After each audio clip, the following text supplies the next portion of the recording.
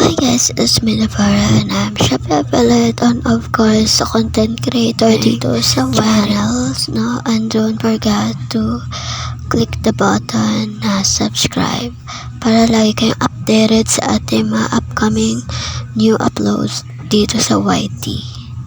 So anyway guys, meron tayong tatlong pabango dito guys na galing sa abroad na pinadala sa atin. Pinasalubungan tayo ng pabango. So i-rate natin to siya guys.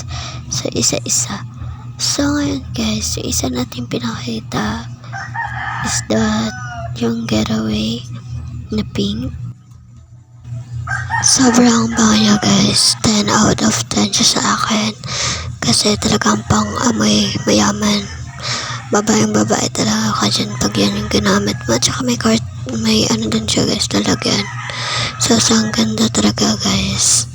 So ayan, sa totoo lang din guys na a-amaze kami sa pabango na yan. Kaya nag-aagawan kami ng aking partner. So ayan, kasi nga gustong gusto niya rin yan guys. Kasi amoy mayaman.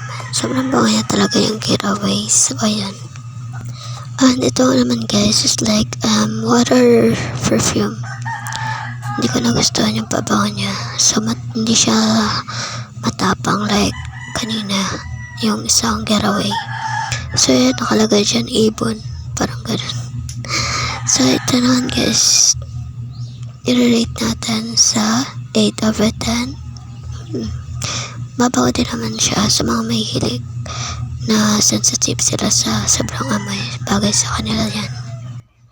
So ito naman guys, sobrang tapang nito. So hindi ko nagustuhan yung kanyang amoy. So para siyang arabo yung paamoy niya. So actually guys, i-rate natin dyan siyang 5 kasi hindi ko talaga nagustuhan yung amoy niya. So sobrang tapang. Pero again guys, I would just want to say guys na thank you sa panonood na ating mga channel dito sa YTs. Don't forget to click the button, subscribe, yun na din, and like yun na din to guys. So malaking tulong sa akin to. So thank you so much.